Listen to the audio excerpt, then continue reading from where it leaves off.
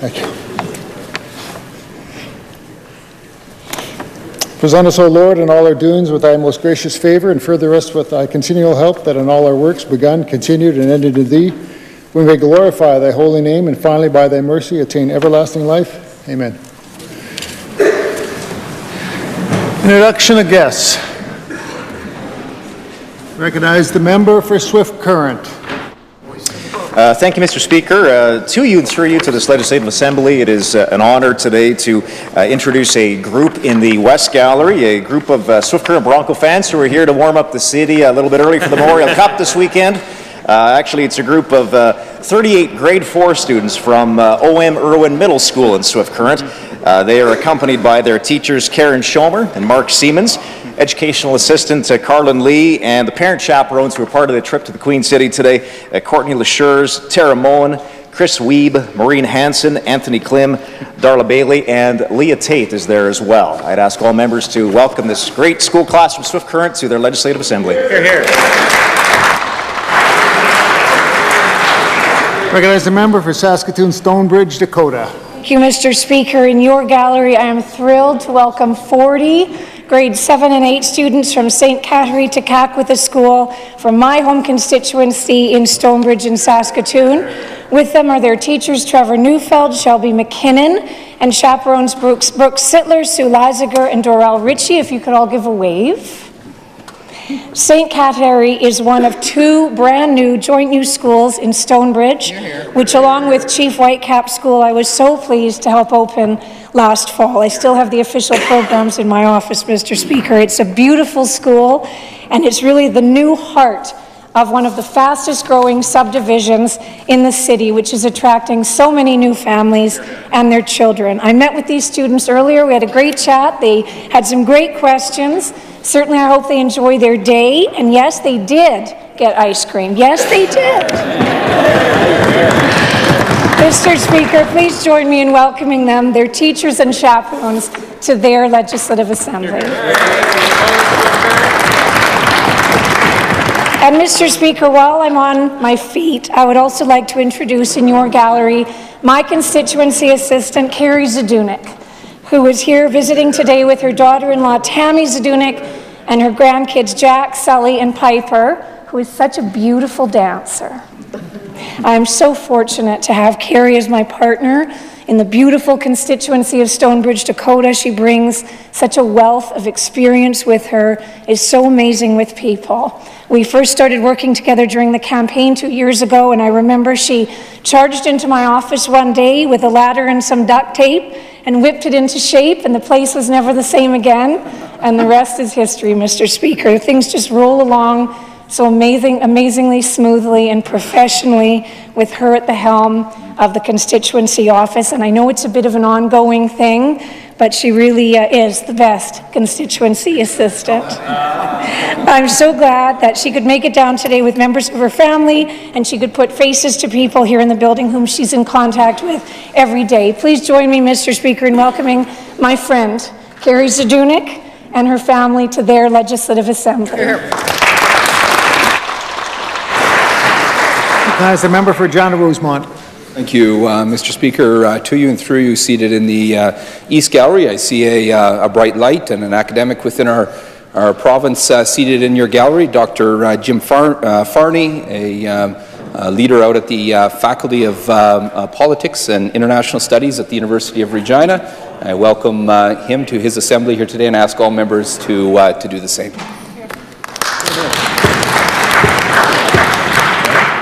And while still on my feet in advance of the Memorial Cup, I want to welcome the Swift Current Broncos fans to Regina Pat's territory. Recognize the member for Regina University.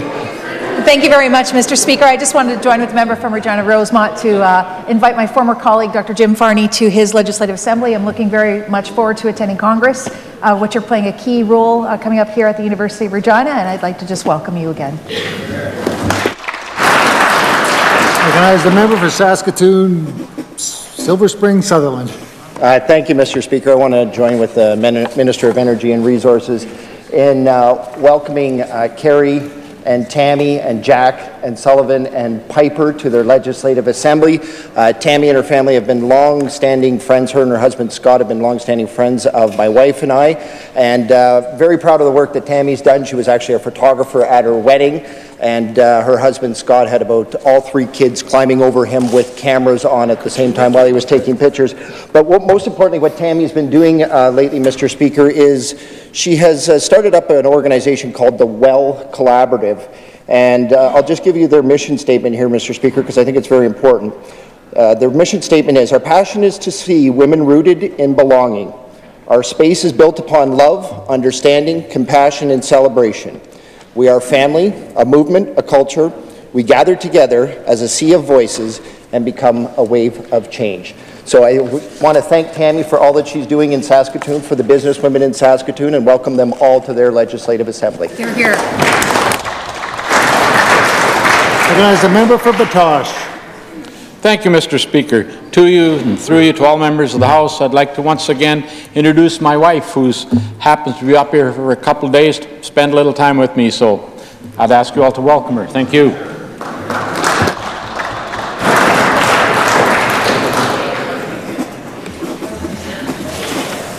Presenting petitions. I recognize the member for Regina Lakeview. Speaker, I rise today to present a petition calling on the Legislative Assembly of Saskatchewan to stop the Sask Party cuts on our kids' already strained classrooms. Those who have signed this petition wish to draw our attention to a number of things. First, that the Sask Party cut $54 million from our kids' classrooms in last year's devastating budget, and that this year's budget only restores a fraction of those cuts. Of course, those cuts have had devastating impact on classrooms all around the province and have contributed to loss of programs and increased class sizes, to name a couple of the impacts. I'll read the prayer. We in the prayer that reads as follows: respectfully request that the Legislative Assembly of Saskatchewan call upon the government to fully restore the senseless cuts to our kids' classrooms and stop making families, teachers, and everyone who works to support our education system pay the price for the Sask Party's mismanagement. Mr. Speaker, those who have signed this petition today reside in Regina. I do so present. Hear, hear. Recognize the member for Kelvington-Wadena. Thank you, Mr. Speaker. I am pleased to rise today to present a petition from citizens who are opposed to the federal government's decision to impose a carbon tax on the province of Saskatchewan. I'd like to read the prayer. We in the prayer that reads as follows respectfully request that the Legislative Assembly of Saskatchewan take the following action: to cause the government of Saskatchewan to take the necessary steps to stop the federal government from imposing a carbon tax on the province. Mr. Speaker, this petition is signed by the good citizens of Denzel, Kindersley, Carruthers, Eston, and Bigger. Thank you, Mr. Speaker. I so present. Recognize the member for Saskatoon Centre.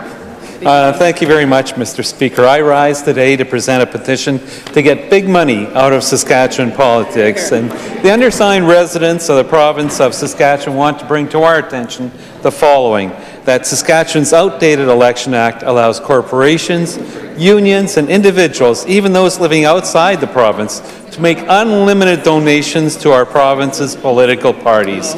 And you know, Mr. Speaker, that the people of Saskatchewan deserve to live in a fair province where all voices are equal and money can't influence politics.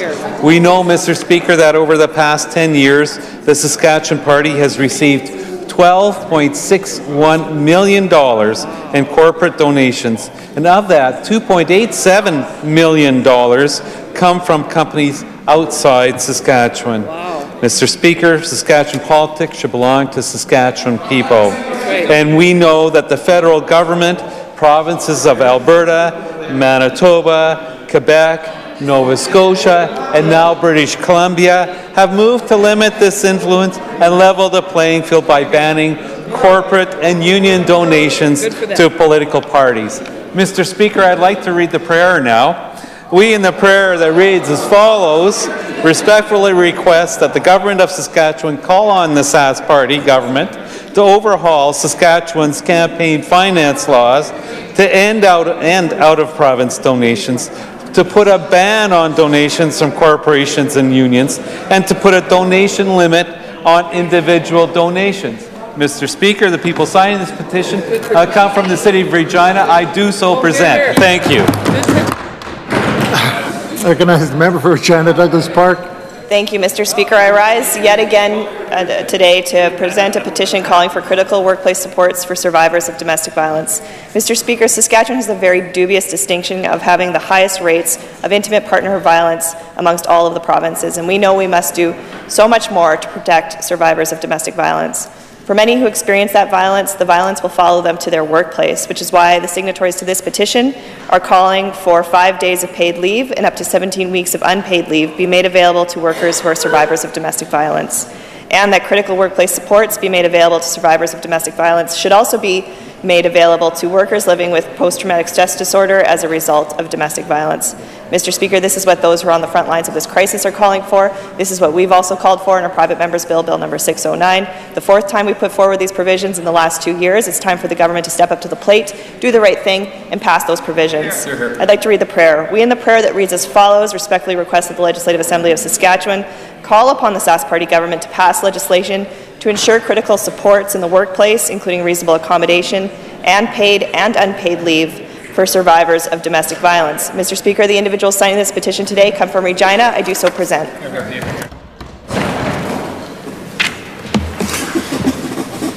Reading and receiving petitions. Statements by members. I recognize the leader of the opposition. Thank you, Mr. Speaker. I'm happy to rise today to read a statement about the International Francophone Festival Synergie. Cette dernière semaine a eu lieu la 13e édition de Synergie, le Festival international du film francophone à Saskatoon au Roxy Theatre. Il s'agit du seul festival de films francophones en Saskatchewan ayant pour mandat de faire la promotion du cinéma francophone dans la province. 12 films du Canada et du monde entier ont été présentés. Du court-métrage avant chaque long-métrage visait également à souligner le travail de plusieurs cinéastes canadiens-français. Cette année, Synergie a aussi organisé une avant-première spéciale du premier épisode de Cowboy Urbain, un documentaire mettant en scène le village de Saint-Denis en Saskatchewan qui sera diffusé officiellement le 21 mai prochain sur Uni. De plus, toujours dans le cadre du festival, Synergie a invité des écoles enseignant le français à une projection des films avec leurs élèves. Entre eux, mon fils Abraham, qui a fort apprécié le film Kumba, suivi d'une discussion accompagnée d'un dossier pédagogique après chaque film. Finalement, la programmation du festival était bilingue en anglais et en français afin d'encourager les non-francophones à participer et à sensibiliser la culture francophone. I ask the members present to join me in celebrating Synergy and the Francophone community in Saskatchewan. I recognize the member for Regina Pasqua. Thank you, Mr. Speaker. I would like to start with the Arabic phrase, Assalamu alaikum wa rahmatullahi wa barakatuhu, to all my Muslim brothers and sisters around the world. Thank you, Mr. Speaker, and today I rise to acknowledge an important time of the year for those practicing the Muslim faith. Tonight at the sunset, the holy month of Ramadan will begin. When the thin crescent moon appears in the sky, the Muslim will begin to keep obligatory fasting, and it marks a new month in Islamic calendar. The key teaching during the month are sacrifice selflessly, donate generously, and to pray at midnight. In this holy Ramadan, we, all family, along with our faith community, will join more than 1.5 billion Muslims across the world, along with the Minister of Justice, fasting between dawn and sunset. Mr. Speaker, fasting is not new in Islam, and it has been exist before Islam in other religions as well. The purpose of fasting is to get pleasure of God and bring smiles on other faces. Experiencing hunger is secondary in fasting, but it really changes your perspective and to see how many people live in this world. Mr. Speaker, fasting is one of the gift pillars of Islam, which is foundation of our religion. During the fasting, we will commit to prayer and focus on those less fortunate. We look forward to spending time with our family and giving charities. and also look forward to celebrate Eid al-Fitr at the end of Ramadan month. Mr. Speaker, I would ask that all members of Assembly please join me in acknowledging the beginning of Ramadan. Thank you, Mr. Speaker. Recognize a member for Regina Lakeview. Mr. Speaker, May 14th to 18th is Sexual Assault Awareness Week in Saskatchewan. The focus of the week is to raise public awareness about sexual assault, violence, and the services available in communities around this province that support survivors. As communities and as a province, we must stand against sexual assault and remain committed to creating awareness and sharing information about support services that are available for survivors. Mr. Speaker, the 2018 theme is Ask for Consent, and this is a vital aspect in preventing sexual assault. Organizations around the province will be raising awareness and having important discussions about consent, stressing that consent is not simply the absence of no, and that consent can be revoked at any time. And it is so important that we share information about what is and is not consent. Saskatchewan has the second highest rate of self-reported sexual assaults per capita in all of Canada.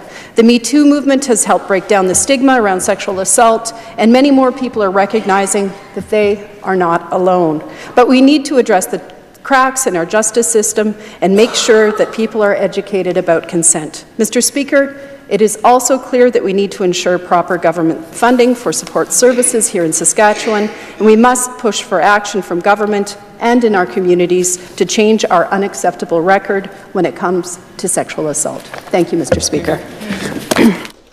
I recognize a member for Moose Jaw, Waccamaw. Thank you, Mr. Speaker.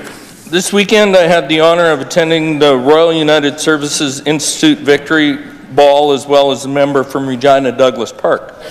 This event marks the anniversary of VE Day, when the Allies claimed victory in Europe during World War II. It was May 8, 1945, 73 years ago, that millions of people gathered in the streets of Europe, North America, Russians, and nations around the globe to celebrate the enemy's unconditional surrender. Mr. Speaker, a number of civilian and military dignitaries attended the ball, including Regina Mayor Michael Fougere, former Lieutenant Governor Vaughn Schofield, 15 Wing Moose Jaw Commander Colonel O'Reilly, HMSC Queen Commander Lieutenant Commander Trent Nichols, among others. The ball included a great dinner and impactful speeches. I'd like to acknowledge one individual in particular, the President of the Board of Directors of the Royal United Services Institute of Regina, retired Major Brad Racina. Not only was his board crucial in putting on the ball, but the Major gave moving remarks. Mr. Speaker, on behalf of this entire Assembly, I want to thank everyone involved in making this ball a success and giving us a chance to reflect back on the sacrifices of the soldiers during the Second World War, including the more than 44,000 brave Canadian soldiers who made the ultimate sacrifice. We will never forget. Thank you. As a member for Melfort. Thank you, Mr. Speaker. Melfort Archery continues to focus on building character and changing lives. The National Archery in Schools program aims at improving and motivating educational performance in grade 4 to 12 students. Through archery, our students are learning focus, self-control, discipline, patience, and the life lessons required to succeed in the classroom and in life. Maud Burke School in Melfort was one of the initial schools back in 2008 to come on board with this vision. A program that focuses on positive communication, developing role models, and the use of archery as a motivational tool, building self-esteem, personal growth, and work ethic in the lives of the students. The provincial tournament held in Melville this year saw over 700 archers participate, and the national shoot had 830 archers from across Canada competing in Regina. The Maud Burke students were victorious both on provincial and national levels this year, making it their 4th straight year of their reign. An amazing feat for those young archers. Special mention to Donovan Linden, the elementary provincial champion, Harris Kellington, the middle years provincial champion, and Kalia Gray, who earned the top spot as the elementary girl for our country this year, Mr. Speaker. I would ask that everyone in the Assembly join me with congratulating these archers and the people like Randy Stashik and Garrett Werkamp, who through their vision and commitment are helping our kids hit the mark, both in sport and in life. Thank you, Mr. Speaker. Recognize the member for Bigger Sask Valley. Thank you, Mr. Speaker. I'm proud today to recognize the Lord Asquith Senior Girls Basketball Team for a very successful 2017-18 season. The team included players from two schools, Purdue School and Asquith School. Their impressive season consisted of 26 practices, 8 midweek games, 5 weekend tournaments with only 4 losses. A lot of fun and hard work put the team in a good position going into the playoffs. They were able to win their way to Hoopla, the provincial tournament that only 36 teams across Saskatchewan qualified for. Mr. Speaker, the girls played hard and ended with a silver medal, taking second place in the 2A tournament. Not only did they place second, this amazing group of ladies also received the SHSAA Sportsmanship Award for girls basketball, which is awarded to a team that has been nominated by other players or teams in the league who played against them during the tournament. Earning the Sportsmanship Award is something these girls can be proud of, knowing they gave it their all with class and respect for the competitors. Mr. Speaker, I'd ask that everyone in this Assembly join me in congratulating the Lord Asquith Senior Girls Basketball Team on their achievements, both as a team that plays with integrity and on their silver medal win. Thank you. Recognize the member for Prince Albert Carleton. Thank you, Mr. Speaker. Mr. Speaker, I'm proud today to rise and acknowledge a business in Prince Albert, and that one is the local Tim Hortons and its owner, Ed Zaparaniak. Since the opening of his first location on 2nd Avenue West in 1992, Tim's has become a staple for the community. Like countless other cities and towns across the province and nation, residents of PA have come to rely on that fresh cup of coffee to perk them up in the morning. And a donut. Mr. Speaker, earlier this month, I had the privilege of attending the official grand opening of a newly constructed building on the location. There were a number of dignitaries at the opening, but the most unique would have been Henry Adema. Henry was the first customer served at this location 26 years ago, and fittingly at the time he was a police officer. But I don't think that there's any better testament to the quality of service than a 26-year repeat customer. Mr. Speaker, I must acknowledge the owner, Ed Zaparaniak, again. Ed owns 3 different Tim Hortons in Prince Albert and employs 150 people. His commitment to his community has been very impressive. His new building is modern and sleek, but still maintains the warm and inviting atmosphere to take a break, enjoy life, and meet up with friends. Mr. Speaker, on behalf of the entire Assembly, I want to congratulate Ed and all his staff at the Tim Hortons on their new building. Thank you. Here, here.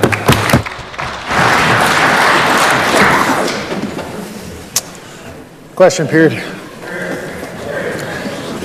I recognize the Leader of the Opposition. Thank you, Mr. Speaker.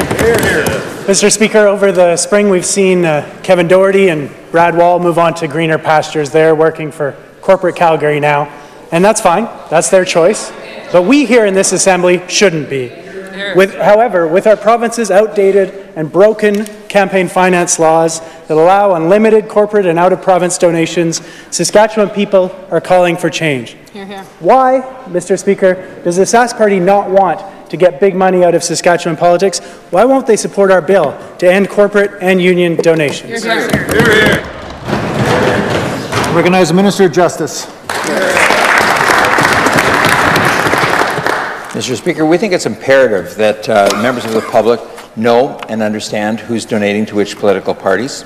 That's the way it is under our legislation. I think it's good for the members of the public to have a look at and see who is participating in that process. All donations over $250 are publicly reported as required under our legislation. The opposition would like to claim that we're supported by a very few large donors, but Mr. Speaker, that's simply not the case. 1,000 corporations donated to the Sask Party.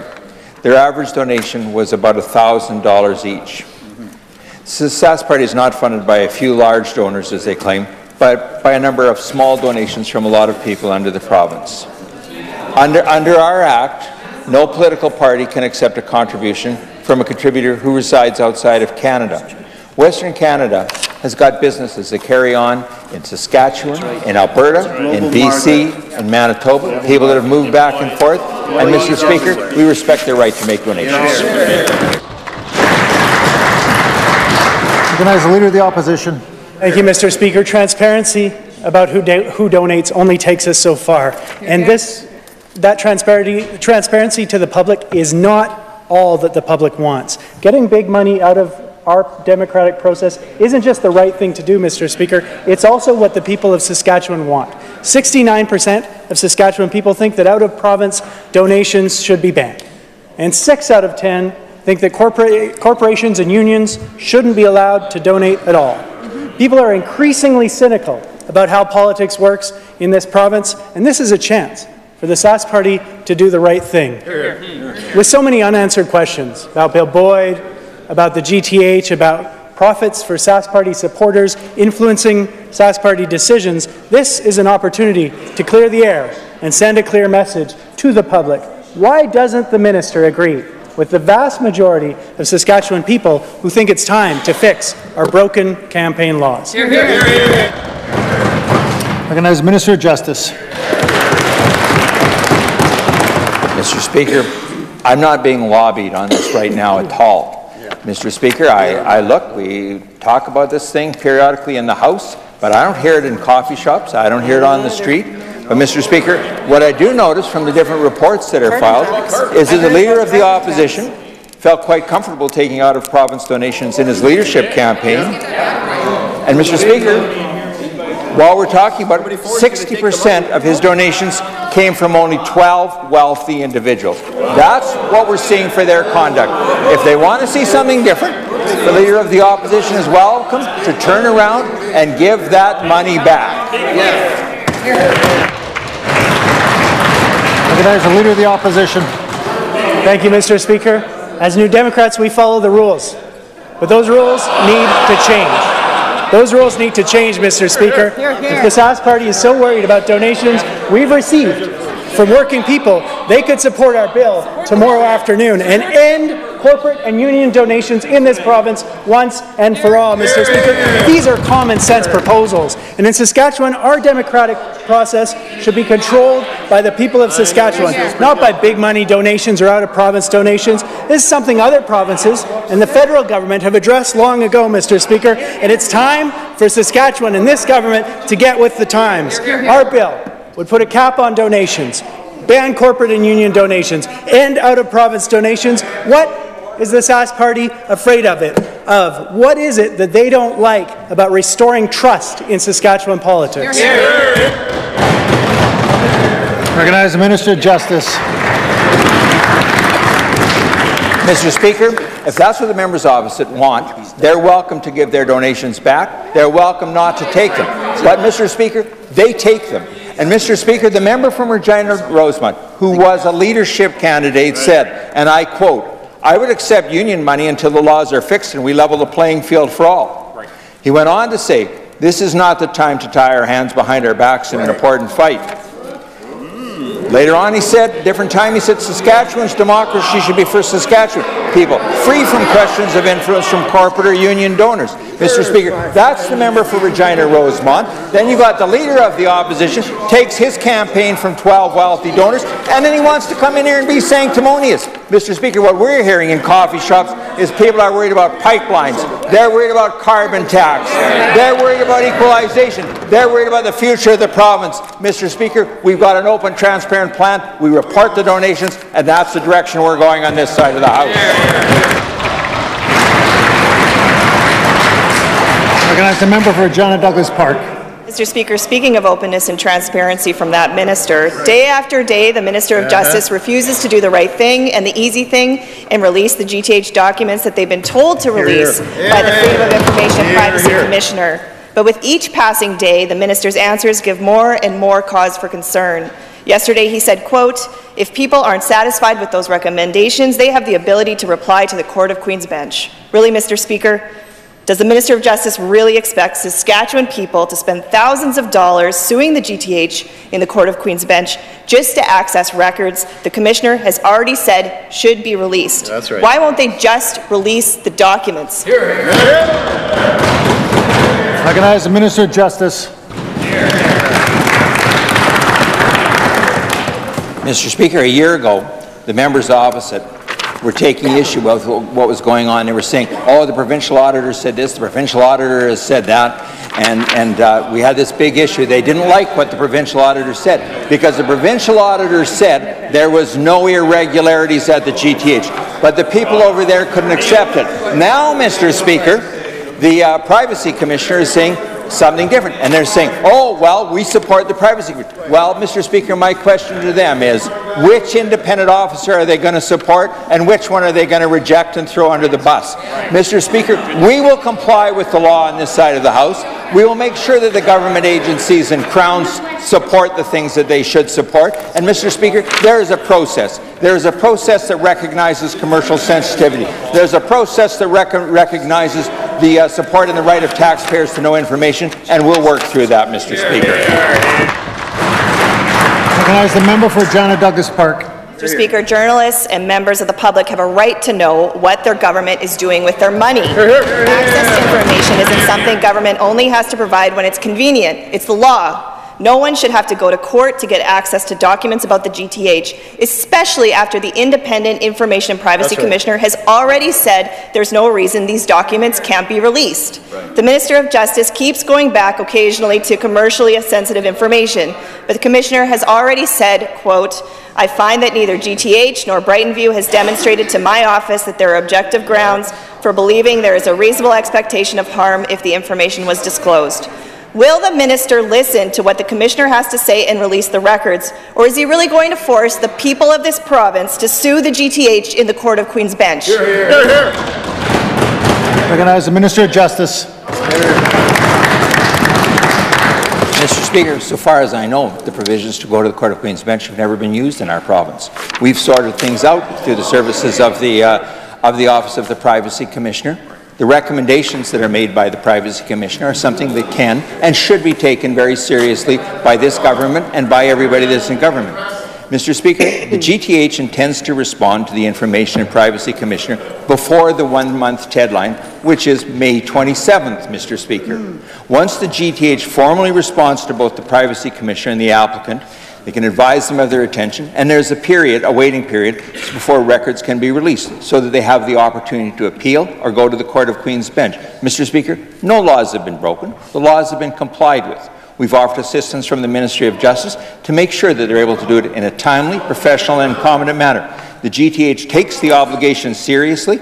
Officials within the GTH have been working closely with the Privacy Commissioner, and they will consult with their legal experts as they go forward. I recognize the member for Saskatoon, Newtown. Mr. Speaker, yesterday the Minister of the Environment stated the following. So, I would say to the Leader of the Opposition, his question is probably not well placed to the Premier, who was the then Minister. The question is better placed to the Deputy Ministers of Environment and Agriculture, and if he would like to place that question to them because they made that decision, we could help facilitate that at any time. Well, Mr. Speaker, the hypocrisy runs deep. Of course, we know that the buck stops with the ministers and with the Premier. But if they're insisting that we talk to the deputy ministers, I'm going to ask again, will the Sask Party government invite Lori Pusher to come testify about the land scandal at the GTH? Recognize the Minister of the Environment. Thank you very much, Mr. Speaker. Mr. Speaker, I appreciate having the opportunity to address this, Mr. Speaker, the question from the member opposite, as well as a follow-up on some things that were said by the Leader of the Opposition just yesterday in the House. Mr. Speaker, the Leader of the Opposition asked questions yesterday in the House, asking of the Minister, the Premier, then the Minister at the time, in terms of who requested the Deputy Minister to the Premier attend that meeting in June, Mr. Speaker. Mr. Speaker, I find it odd that in 4 hours of estimates last night, including an hour with the President of the Water Security Agency and 3 hours with the Deputy Minister of the Environment, that not once did that member ask a question, that not once did the environment critic ask a question, and not once did the Leader of the Opposition pop down into room 8 to ask the deputy ministers or the president what their interaction is with the deputy minister to the premier, Mr. Speaker. It's odd that they would ask the question when the deputy ministers aren't in the House to answer the question, but when they have an opportunity over 4 hours to ask the question, nobody bothers to show up.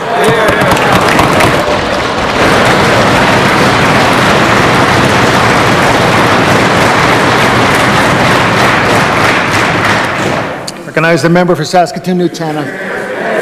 Thank you very much, Mr. Speaker. Again, all we get from this government is no answer and no commitment to the questions that are put to them. The Sask Party government has refused time and time again to let Lori Pusher out of the Witness Protection Program. And even though they parade out one deputy minister after another for corrections and policing, all the media ever gets is the deputy minister in corrections and policing. So why is it that for this one deputy minister, Lori Pusher, the Sask Party government refuses to let him answer questions? Is it simply because he was the deputy minister at the heart of the GTH land scandal? If they are offering up meetings with DMs, why won't they, for once and all, free Lori Pusher and arrange a meeting with him before the session ends? Recognize the Minister of the Environment. Again, Mr. Speaker, with respect to the relationship between ministers and deputy ministers, Mr. Speaker, I want to quote, "As a minister, I would expect the deputy to run the department well in an administrative sense, to take full part in collegial management with his or her fellow deputy ministers and other senior public servants, to consult me on policy matters, and to give me ample warning of impending problems," Mr. Speaker, no short of an authority than Alan Blakeney in terms of the relationship between a minister and a deputy minister relationship. Mr. Speaker, on this matter, I'll just say this. And I can't believe I'm saying this, but I'll give credit to Cam Broughton, because at least when he was the leader of the opposition, he'd come in and ask the hard questions in the House, and then he'd follow up in committee, Mr. Speaker. Unlike this leader of the opposition that asked these questions in the House yesterday about who was requesting what meeting with the deputy minister and a minister, and when he's got 4 hours to ask a president of a water security agency and the deputy minister of environment ministers, like so many issues on this front, like so many issues of leadership, he's a no-show.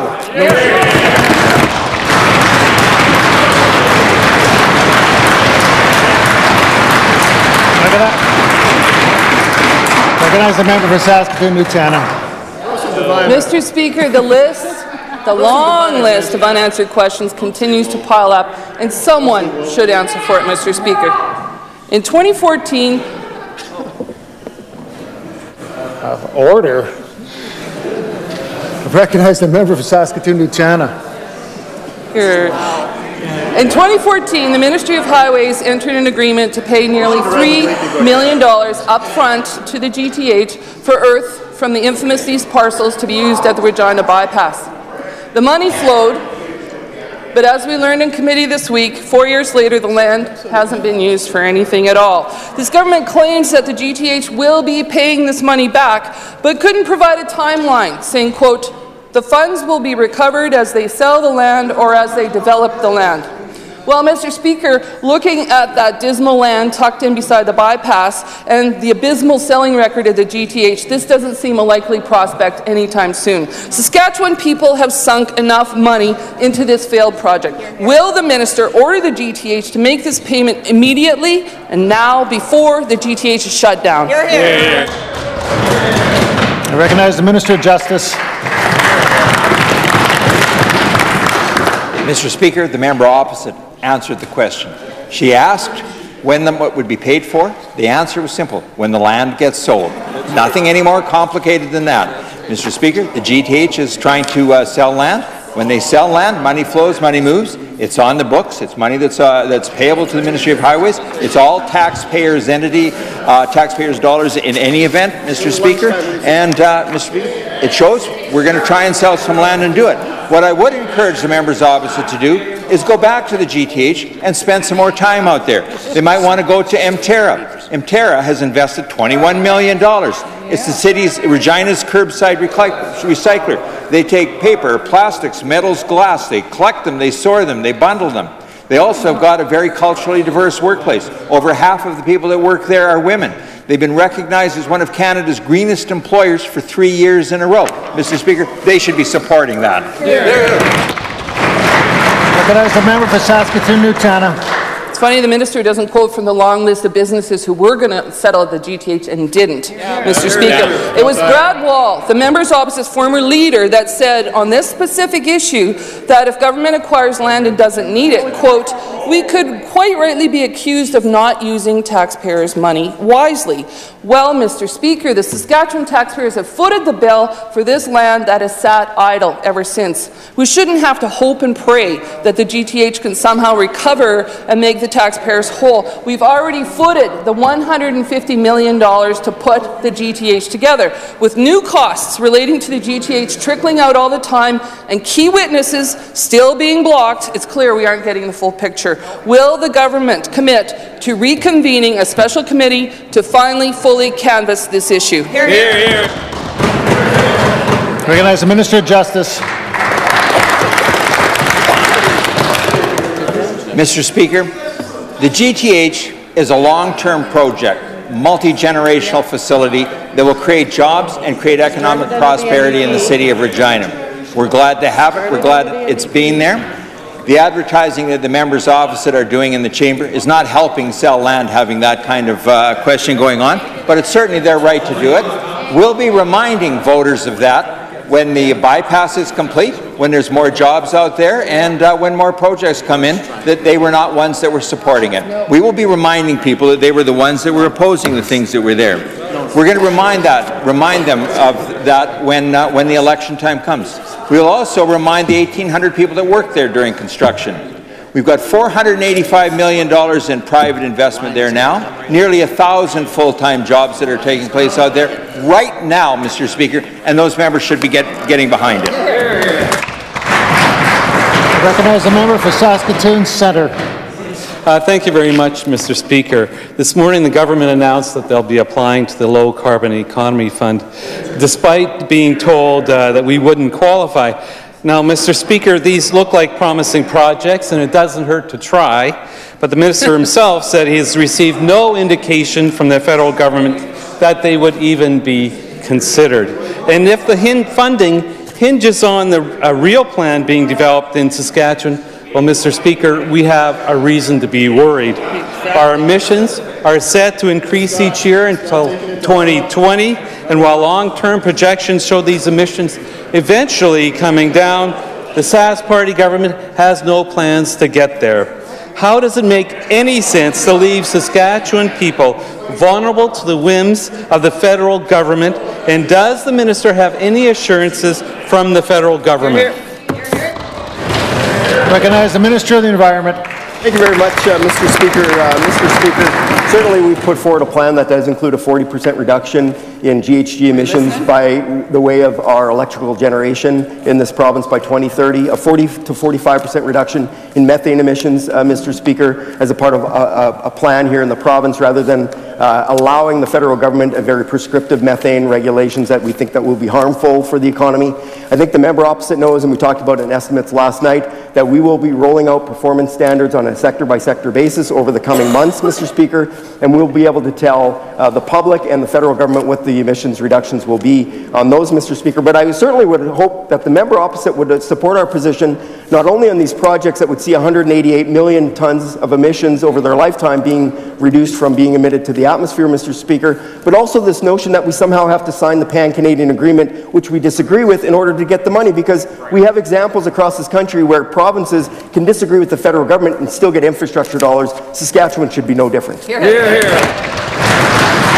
Recognize the member for Saskatoon Centre. 188 million tons.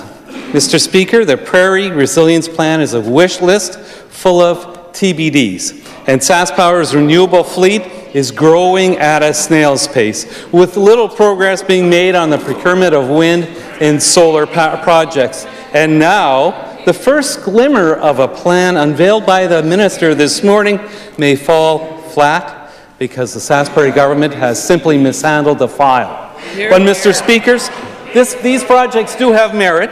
For example, we have been calling for measures to make energy efficiency homes more affordable and to extend Sask Energy's natural gas networks to remote and First Nations communities will both reduce emissions and address out-of-control heating costs. If the federal government denies Saskatchewan access to the fund, will the government commit today that these innovative and important initiatives will still move forward? Recognize the Minister of the Environment. Mr.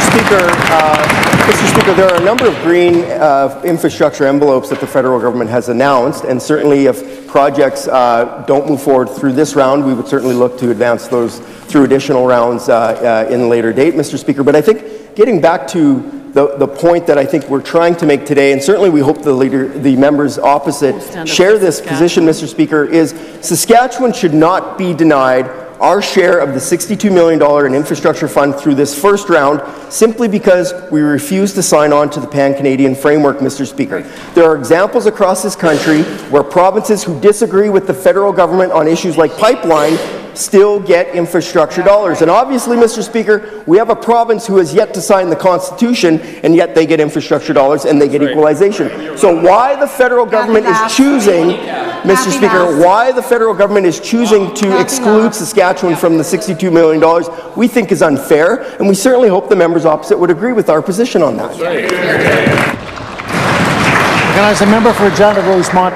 Mr. Speaker, this government continues to justify their heartless cut to the Saskatchewan Rental Housing Supplement, suggesting that there are 3,000 Saskatchewan housing units that are vacant. But, Mr. Speaker, we know these cuts target people living with disabilities who face significant barriers to accessing housing that meets their needs, and that vacancy rates are simply a red herring. So, Mr. Speaker, will the Sask Party finally do the right thing and simply reverse this damaging cut? And can they tell us exactly how many of those housing units are designed for people living with disabilities, and of those specialized units, how many are vacant? Hear, hear. Recognize the Minister of Social Services. Thank you, Mr. Speaker. And again, thank you for the question. And again, I have to put on the record, I said this again yesterday in estimates, Mr. Speaker, this government is investing over $46 million in the Saskatchewan Rental Housing Supplement. Nobody that is on this program will currently be changed as long as their eligibility remains the same. We have seen a change in the market, Mr. Speaker. We have a 9% vacancy rate. Our rent is dropping. The document that I tabled with the member yesterday, Mr. Speaker, shows that the rent in our major city of Saskatoon has come down by $150 on average a month, Mr. Speaker. We have to look at all of the assets that we have within our system, Mr. Speaker. The Sask Housing Corp also has a huge vacancy rate that we need to get occupied, Mr. Speaker, and we think that this is a prudent time to look at this program. Thank you, Mr. Speaker. Recognize a member for Regina Rosemont. Mr. Speaker, let's be clear. They've eliminated new entrants into that valuable program for people living on the margins. And anyone whose situation change is placed at risk economically, Mr. Speaker. The Canada Housing Benefit, which won't even be available until at least 2020, was intended to provide an increase in housing supports, but this government has decided to use it to replace an existing program simply to balance their own mismanaged budget. Mr. Speaker, we know that people living with disabilities are already facing so many barriers to find housing, and even more so when they're living on income assistance programs. Can this government guarantee that people living with disabilities that are affected by these cuts will be given and provided a unit that meets their needs in the Housing Authority, or will this cut result in so many more people living with disabilities facing homelessness? And finally, why won't he simply do the right thing and reverse this damaging cut? Hear, hear. Recognize the Minister of Social Services. Thank you, Mr. Speaker. I guess I need to remind the member of who created the SED program for the disability community, Mr. Speaker. It was this side of the House that took care of the disability community. It was this side of the House that eliminated the 440 wait list, Mr. Speaker. It is this side of the House that is working with the Valley View Transition Committee to be able to transition all the people out of Valley View into communities across the home, Mr. Speaker. And in this recent budget, in tough financial times, Mr. Speaker, we were able to invest $10.4 million in our community-based organizations, strictly dealing with those on the front line, Mr. Speaker. Hear, hear. Being able to help them out with their wages, Mr. Speaker, because they are working with the most vulnerable in our community, and I'm very proud of the record that we have on this side of the House with the disability community. Thank you, Mr. Speaker. Hear, hear.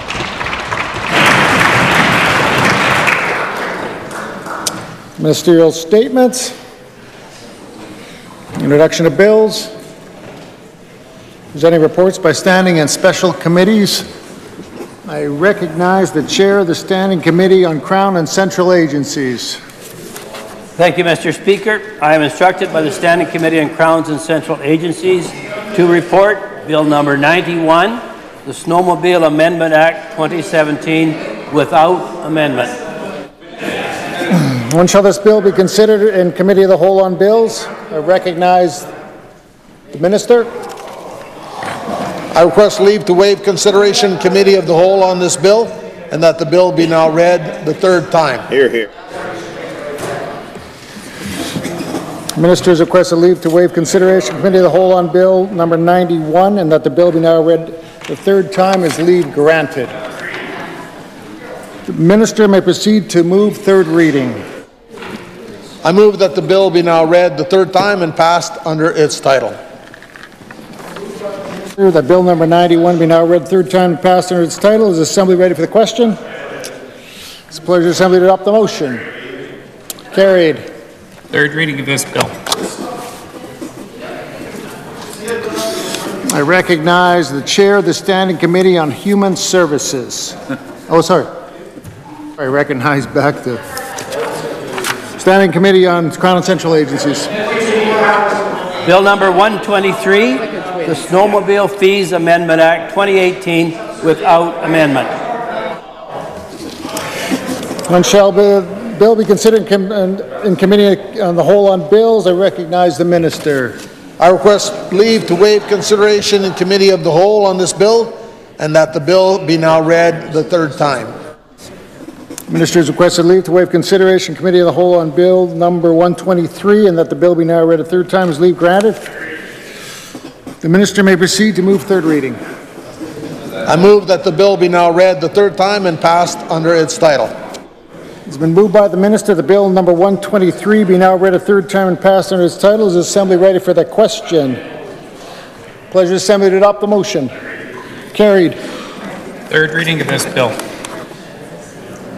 Recognize the Chair of the Standing Committee on Crown and Central Agencies. Mr. Speaker, I am instructed by the Standing Committee on Crowns and Central Agencies to report Bill number 81, the Traffic Safety Miscellaneous Amendment Act 2017, with amendment. When shall this bill be considered in Committee of the Whole on Bills? Recognize the Minister.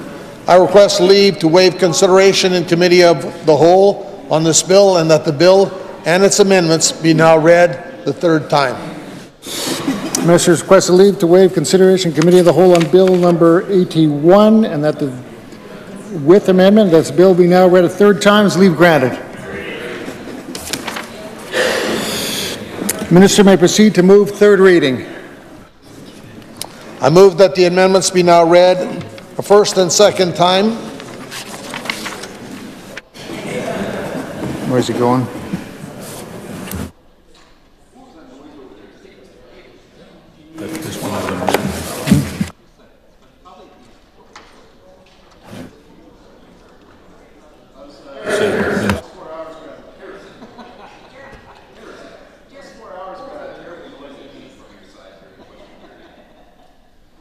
Ministers moved first and second reading of the bill. Is it the pleasure of the Assembly to adopt the motion? First and second reading of the amendments.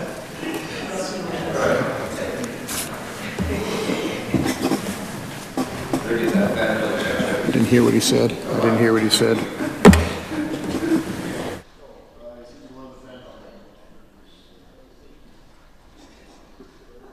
Minister may move third reading. I move that the bill be now read the third time and passed under its title.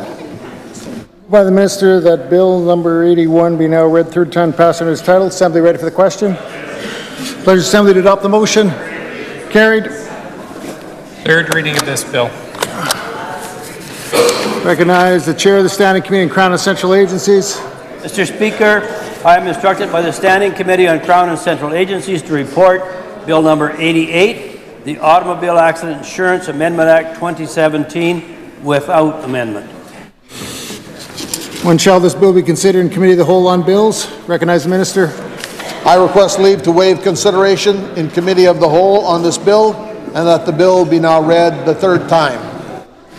Minister has requested leave to waive consideration Committee of the Whole on Bill number 88 and that the bill be now read a third time. Is leave granted? Minister may proceed to move third reading.